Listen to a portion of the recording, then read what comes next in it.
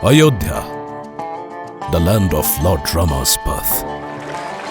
The axis holding the whole earth, where the devotees bow in awe at the sight of the magnificent Ramlala. Hanuman Garhi is the home to Hanuman, the most adored devotee of Rama. Witness the divine palace of Janki Mata and Maharaj Dashrath, where Sita Ram is the only mantra, where Charu embraces the Lord and the natives imbibe Tulsi's poetry, where the Ram Bhakts arrive in hordes and witness Diwali when the stars descend on the land, where the devotees of all ages attain a bliss, and an echo constantly rebounds, where Rama adorns whatever you see, and Rama resides in what you can't see.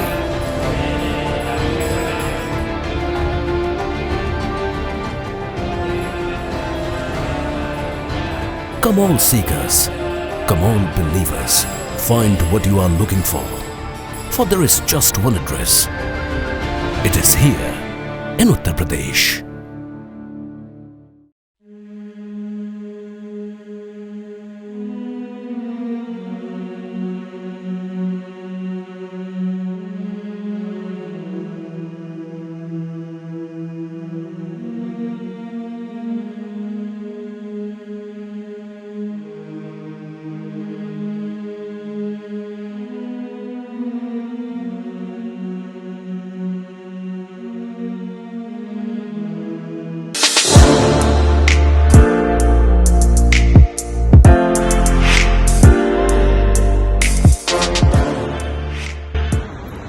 Today we're making Aaloo Puri Bhaji, and to make Aaloo Puri Bhaji we're going to start with the dough.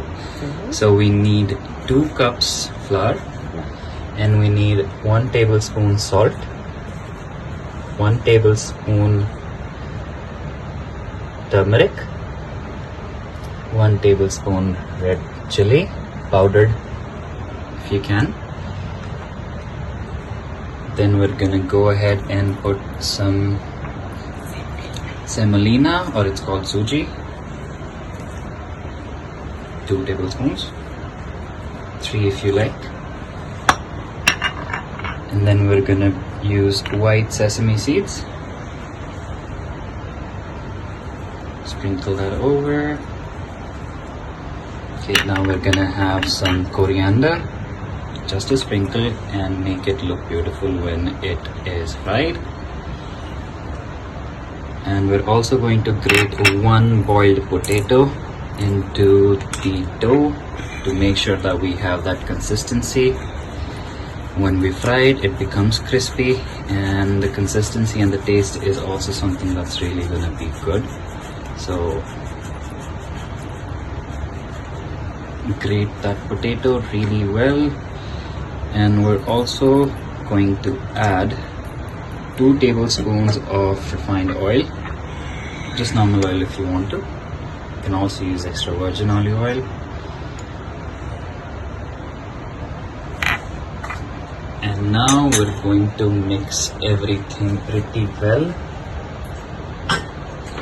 And to mix that, we are going to use a little bit of water, but please make sure that you don't use too much water, because we need the consistency to be nice when we're frying the puris, and we don't want it to be too soggy.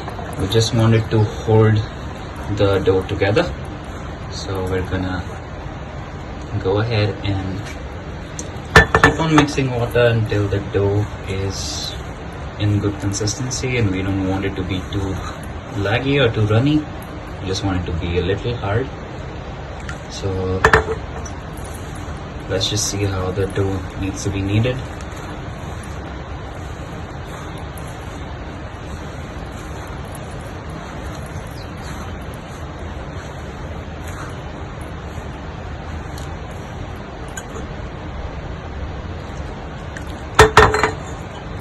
And it's a good weather to make Aaloo Puri Bhajis, as you can see. It just rained last night, so still cloudy, but good conditions, good lighting, good for puri bhajis as well.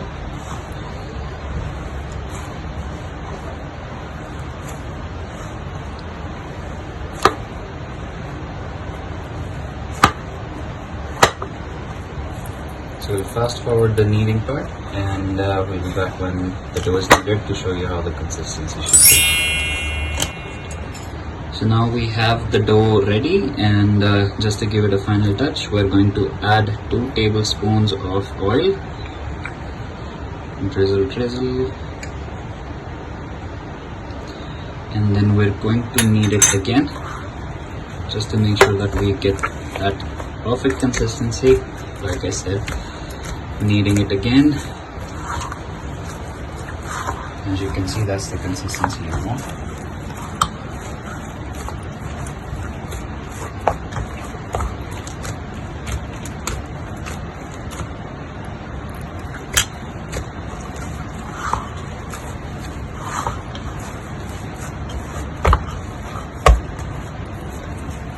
Now you see that you can just keep it like that, knead it in a shape, and then we're going to cover it up with a muslin cloth and leave aside for 15 to 20 minutes so that it gets aerated and it's ready to be fried, made into little dumplings and then fried into puris. And we'll be back. Okay, so now we're gonna start with aloo bhaji. So we're gonna go through the ingredients. So we need red chili powder, turmeric, salt, fennel seeds, curry leaves, coriander powder, boiled potatoes, chopped green chilies, whole green chilies, chopped coriander, and that is dried mango powder, Asafoetida, or you can call it hing. This is ginger chopped, tomatoes chopped, and some oil, mustard oil. Now we're gonna start with drizzling the pan with 2 tablespoons or 3 tablespoons of mustard oil and heat it well over a pan. Please make sure that you do heat your mustard oil well, and you need to technically burn it, because if you don't cook the oil properly and if it doesn't leave smoke, it has to leave smoke when it gets cooked, otherwise you might face a little bit of acidity issues. So you have to make sure that your oil gets cooked perfectly and it leaves smokes. When it starts leaving smokes is when it means that it's ready for the other ingredients to be put inside it. And as you can see, the oil has started burning. So we'll start with our masalas. So first of all, we are going to put in some curry leaves, and we're going to put in some fennel seeds, jeera,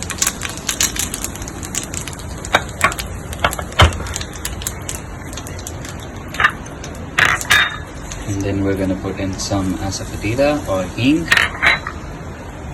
chopped ginger, chopped green chilies, chopped tomatoes, and we're going to stir and roast the tomatoes pretty well. We have to keep on cooking the tomatoes until we roast them. We don't want to make them into a slurry, we just want to roast them.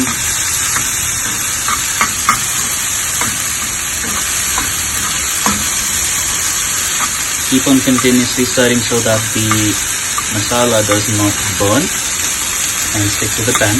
But we're using a non-stick pan, so that's not going to happen. But if you use any other pans, please make sure you keep on stirring, because we don't want the masala to stick to the base.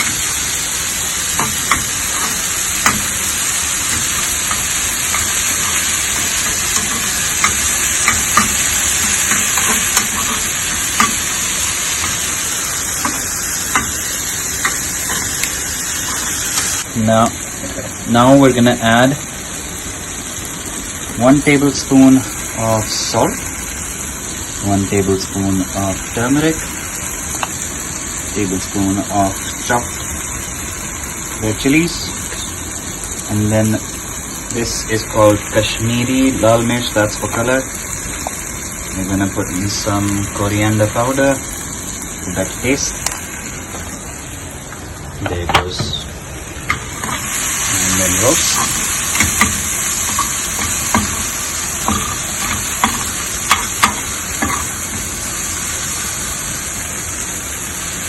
And now we're going to add the boiled potatoes.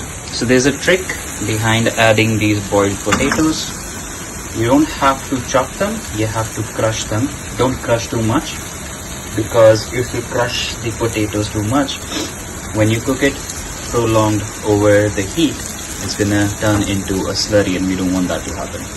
So just roughly crush them and add them to the masala. Just like that. And then make sure you mix everything very well, so that all the masala coats the boiled potatoes that we have in our non-stick pan.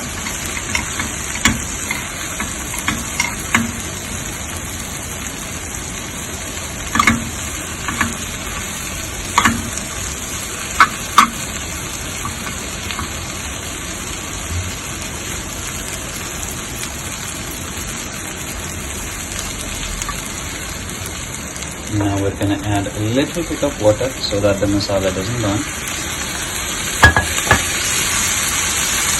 And even the potatoes get cooked a little more. So as you can see, there is a little bit of consistency, but we want the potatoes to be cooked, the masala to be coated all over the boiled potatoes well. And keep on stirring and cooking. You can cook this over high flame.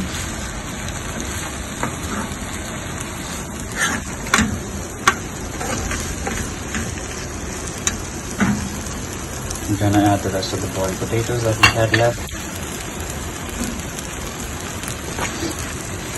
and stir. Now we're gonna add water again. So now we're gonna make it into a more liquefied state, because puri cannot be dry. It needs to be a little watery with a little bit of curry. So we're gonna make sure that we do put in appropriate amount of water so that all the potatoes submerge and we can make a really good curry and mix well. As you can see, we need to boil it, and then we're going to add dried mango powder, and that's for taste, a little bit of tanginess, and mix that in well. And now you have to continuously cook it, leave it over simmer heat for 5 minutes. You don't have to continuously stir, you can just stir it, mix it well, and then leave it to rest on the gas for 5 minutes to cook. And we'll be back in the next 5 minutes. Alright, so we've finally taken the aloo bhaji off the heat, and we added a little bit of salt just as per taste. You can definitely taste it and add salt if you want to. Now we're going to add chopped coriander for garnish from on top.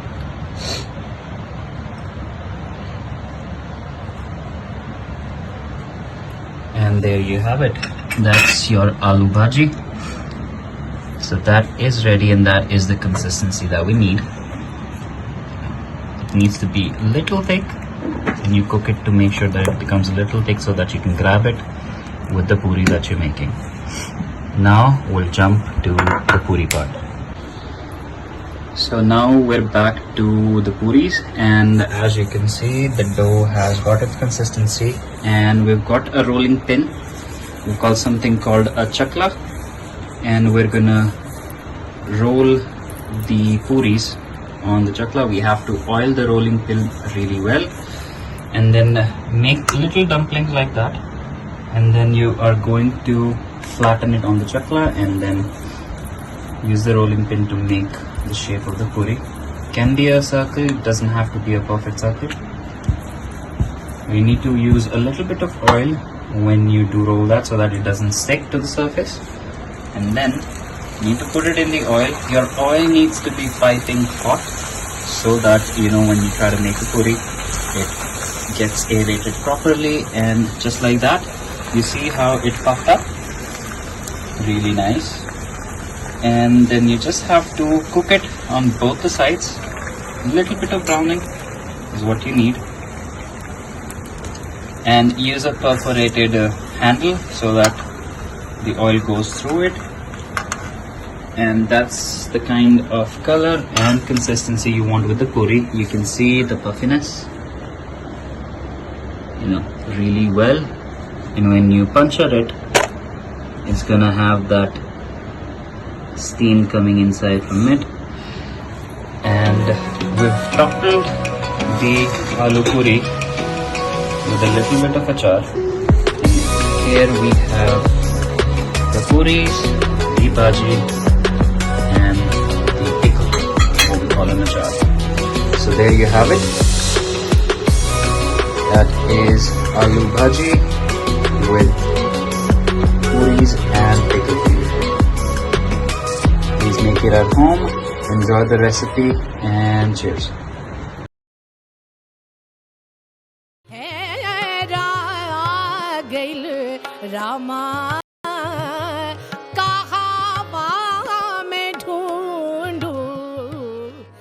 You are in the home and heritage of India's musical culture, Uttar Pradesh.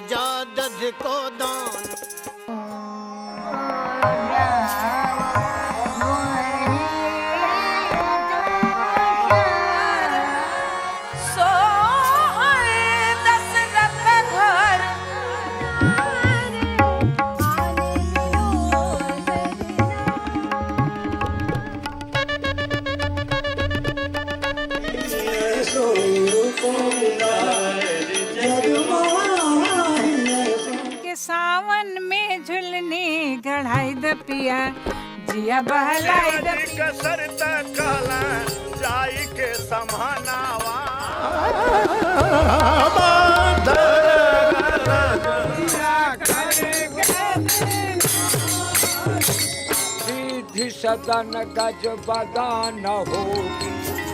Beyond the chaos of life, experience the sound that gives you solace. These melodious harmonies converging in Uttar Pradesh.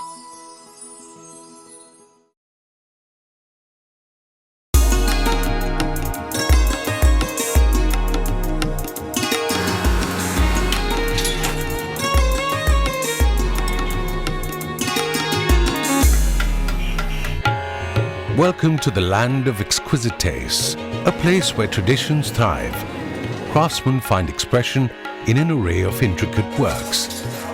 Culinary skills carry royal legacy, and the aroma of lip-smacking delicacies add flavor to life.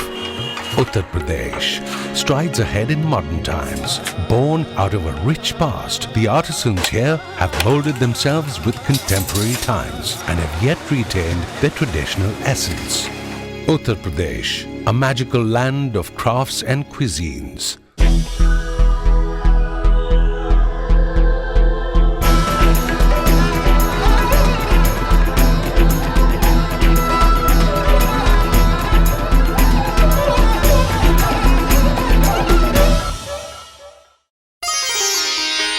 Located in western Uttar Pradesh is the city of Agra, the home of the Taj Mahal. The magical allure of Taj Mahal draws a lot of tourists to Agra. Many wish to visit the Taj Mahal at least once in their lifetime, and many more visit time and again. Almost everyone wants to carry a piece of the Taj Mahal back home. And this wish is fulfilled by the stone crafting artisans of Agra. They create small wonders in the bylanes of Gokulpura to meet the never-ending demand of miniatures of the Taj Mahal.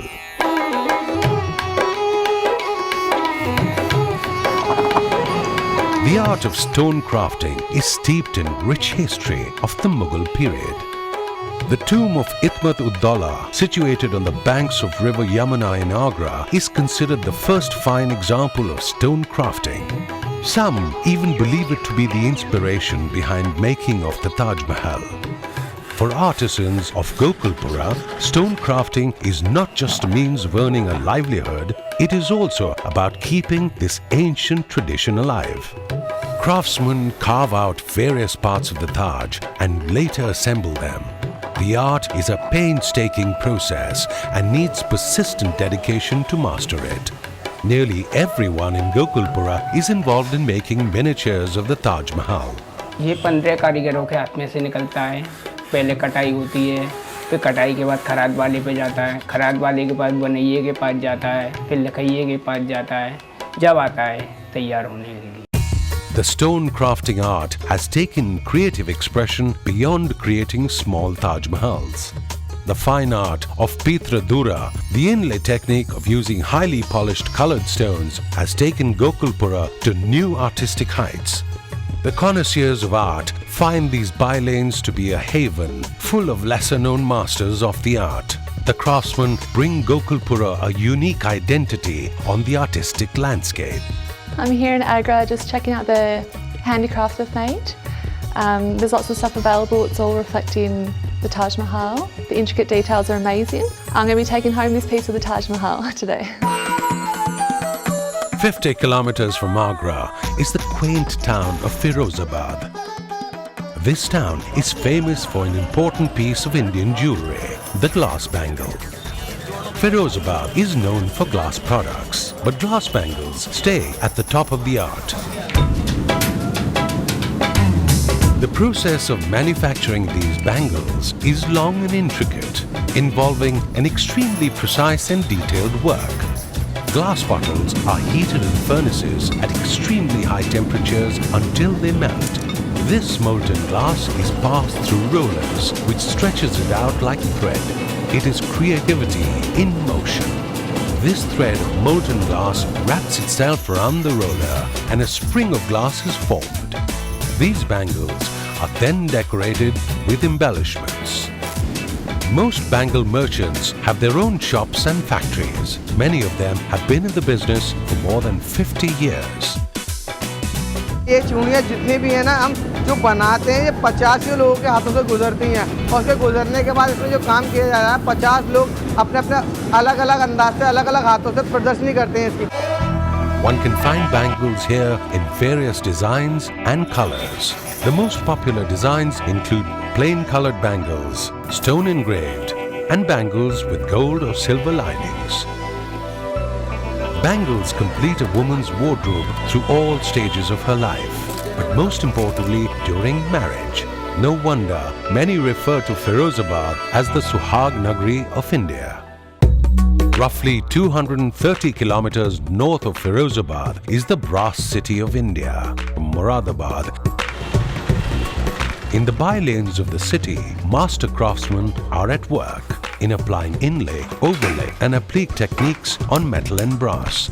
Each craftsman is trained in a particular process, ranging from creating wooden molds to shaping of brass, design engraving, polishing and coloring. Carrying the legacy of Islamic culture, generations of artists here turn brass, copper and silver into stunning pieces of art. The appreciation and demand for these unique works of art reaches far beyond India. Today, there are roughly 5,000 workshops in the city that cater to an ever-growing demand around the world. Only 133 kilometers from Moradabad is Aligarh, another world-famous place for metal works, especially making locks. And 215 kilometers from Aligarh is a small perfumery town, Kannauj. Kannauj guards the secret of making attar, a natural perfume derived from flowers. This unusual art form gained popularity during the beginning of the 6th century AD under the Mauryan rule, and it further flourished under the Mughal dynasty as more flowers and raw materials were introduced from Central Asia. Kannauj जो है वो अतर के लिए ही famous है क्योंकि mostly लोगों का यहाँ पे मेन काम अतर बनाना ही है और ये काम मुग़ल कालीन चला आ रहा है। ये हमारा जो काम है ये सब ट्रेडिशनल काम है, हमारे दादा परदादा ये सब काम करते चले आ रहे हैं। There are around 250 distilleries in the area. Most of the distilleries are age-old and follow the traditional process of making attar through the method of hydro or steam distillation. The process starts with hand-picking fresh flowers and putting them into big copper cauldrons. The steam from these cauldrons is collected through bamboo pipes into smaller pots. This process is repeated many times over, transforming great quantities of flowers or herbs into an essential oil that is later converted into attar. Attar is better when stored over a longer period of time. In a fast-changing world around them, skilled people of Kannauj have kept a legacy alive and cauldrons steaming.